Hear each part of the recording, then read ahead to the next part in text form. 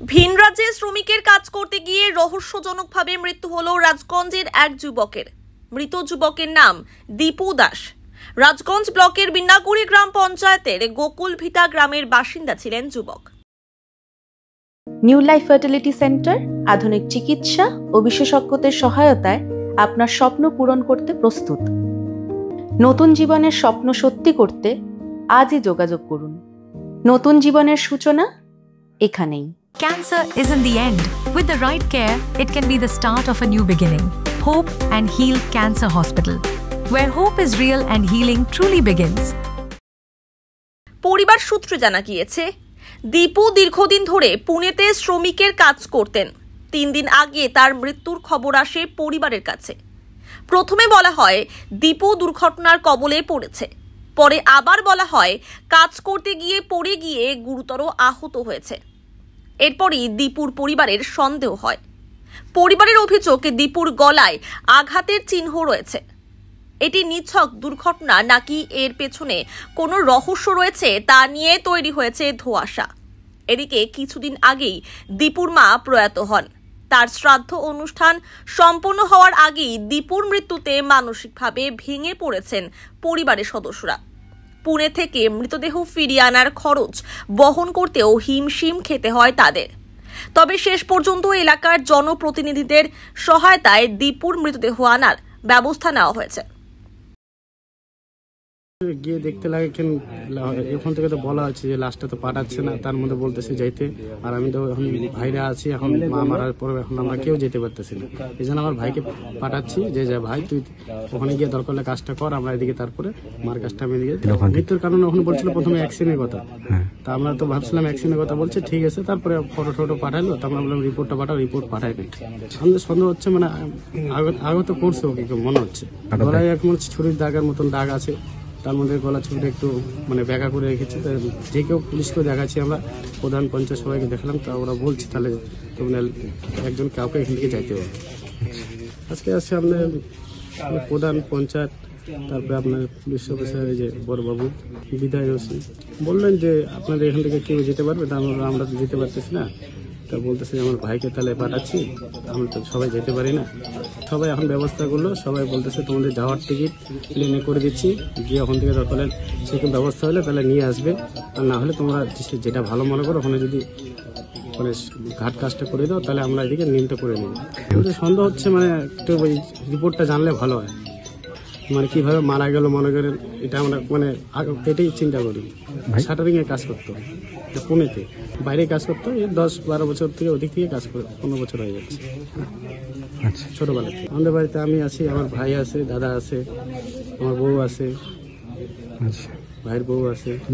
এটা পুকুরপিটা। আমাদের এখান থেকে মাকে বলে গিয়েছিল, আমরা তো বাড়িতে ছিলাম না, মাকে বলে গিয়েছিল মা আমি কাজে যাচ্ছি, আমি গিয়ে ফোন করব। দাদার হাতে সেরকম একটা মোবাইল ছিল না, দাদা ওখানে গিয়ে ওখানকার কন্ট্রাক্টর যে আছে তার মোবাইল দিয়ে ফোন করে। মার কাছে আমরা খবর পাই যে ওখানে আছে, ভালোই আছে। তারপরে হঠাৎ করে মা তো আমাদের অসুস্থ হয়ে পড়ে বিছানায়। তারপরে আমরা সেরকম একটা দাদার সাথে যোগাযোগ করতে পারিনি। তারপরে মোটামুটি মাস 2 পরে ফোন আসলো যে দাদা কাজে আছে, ভালো আছে আর কি। তারপরে আমরা ভাবলাম ঠিক আছে, ভালো আছে। দাদাকেও খবর দিলাম মার শরীরটা ভালো না, তো বাড়িতে আসিস বা টাকা পাঠাই দিস। আমরা আর কী করবো, টাকা পাঠাইস, আমরা তো এদিকে দৌড়াদৌড়ি করতেছি, এইভাবেই চলছিল। 3 মাস হয়ে যাবে, সেটা পুনে। তারপরে হলো কি যে হঠাৎ করে মা তো বিছানায় পড়ে গেল, মাকে নিয়ে এদিকে মেডিকেল দৌড়াদৌড়ি করছিলাম আমরা। তারপরে মা মোবাইলে ফোন আসছে হঠাৎ করে যে মঙ্গলবার, তার আগের মঙ্গলবারে ফোন আসছিল যে আপনার দাদা অ্যাক্সিডেন্ট হয়েছে। আমি বললাম ঠিক আছে দাদা, তাহলে আপনারা অ্যাডমিট করেন, আমরা দেখি যদি যেতে পারি তাহলে যাবো। কারণ মাও তো অসুস্থ, মাকেও ভিডিও কল করে দেখাইছি আমরা ওদেরকে। মাকে ছেড়ে তো যাইতে পারতেছি না, বাবা নেই, বাবা মারা গেছে 4 বছর হয়ে যায়, তো আমরা সেরকম একটা যেতে পারছি না অত দূরে। তারপরে হঠাৎ করে মারও শরীরটা খুব দুর্বল হয়ে পড়লো, মাকে নিয়ে গেলাম মেডিকেল রোববারে 27 তারিখ। তো 28 তারিখে সকালবেলা মা মারা যায়।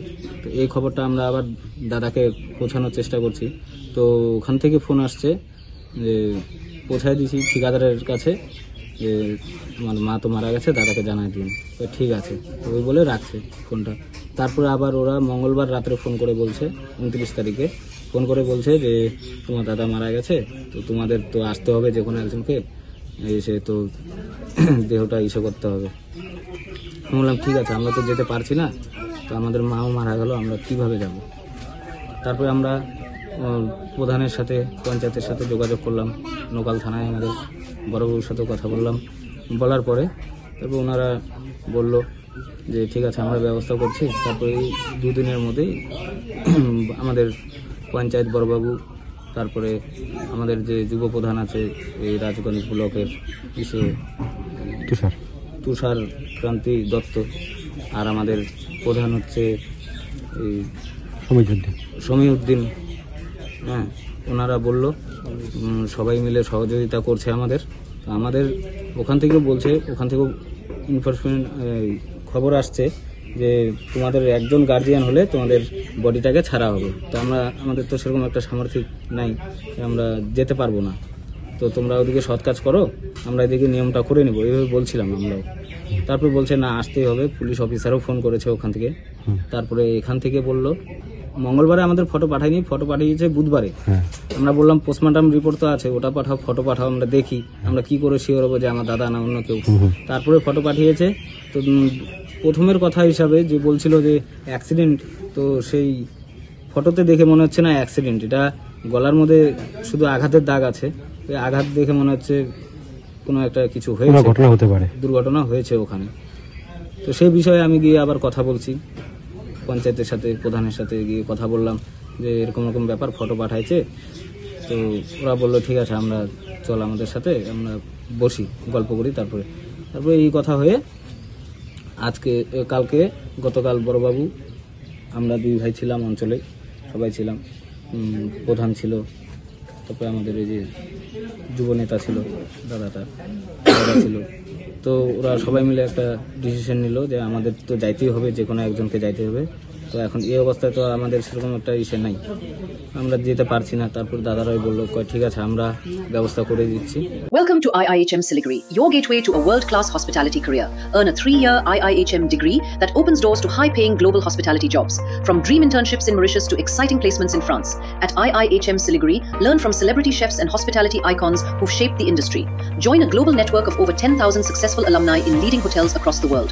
Limited seats available. Don't miss it. শুক্রবার গোকুলভিটা গ্রামে দীপুর পরিবারের সঙ্গে দেখা করতে যান রাজগঞ্জের বিধায়ক খগেশ্বর রায়, রাজগঞ্জের জয়েন্ট বিডিও বিশিষ্ট সমাজসেবী অরিন্দম ব্যানার্জি, বিনাগুড়ি গ্রাম পঞ্চায়েতের প্রধান সমীরুদ্দিন আহমেদ, পঞ্চায়েত সদস্য তুষারকান্তি দত্ত সহ অন্যান্যরা।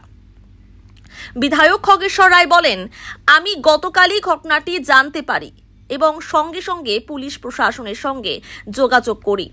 ভিন রাজ্যে বাংলা ভাষাভাষী শ্রমিকদের ওপর বারবার আক্রমণ হচ্ছে।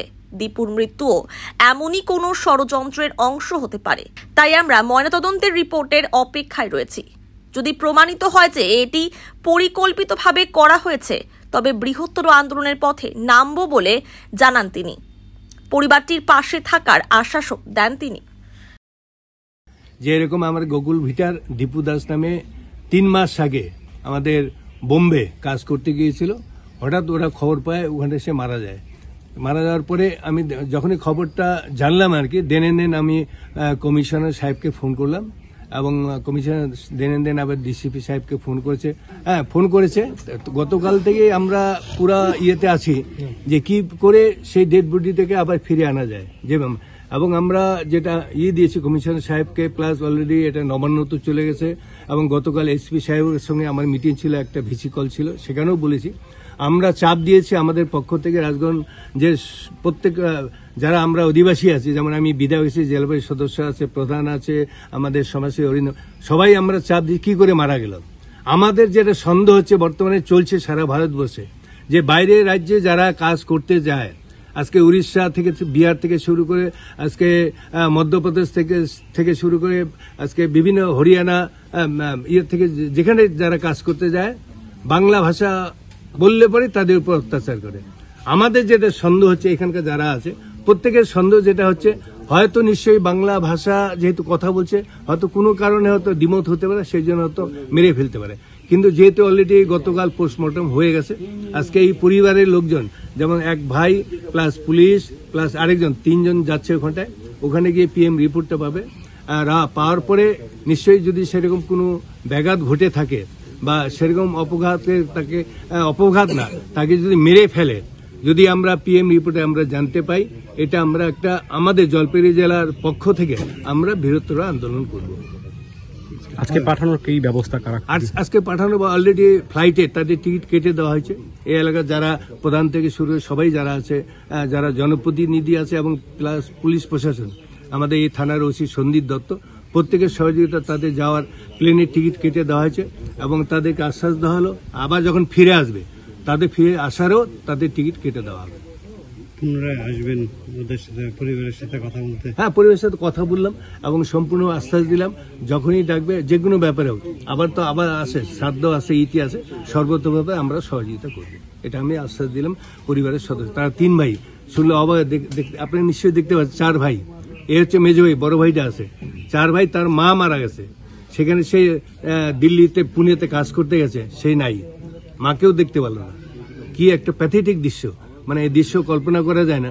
কাজে আমরা যেটা ভাবছি, দেখা যাক কি হয়, কিভাবে মারা গেল, কেন মারা গেল, না বাংলা ভাষা কথার জন্য তাকে মেরে ফেললো, নিশ্চয়ই পিএম রিপোর্টে আমরা সেটা বুঝতে পারবো, জানতে পারবো। মারা যাওয়ার 4-5 দিন আগে একটা খবর আসে যে তোমরা আমাদের এখানটায় আসো, এখানটায় এসে তোমার দাদা অসুস্থ আছে। তখন এনারা জিজ্ঞেস করে কি হয়েছে দাদার, তখন এনাদেরকে বলে যে রোড অ্যাক্সিডেন্ট হয়েছে, অ্যাক্সিডেন্টের কারণে হসপিটালে ভর্তি আছে।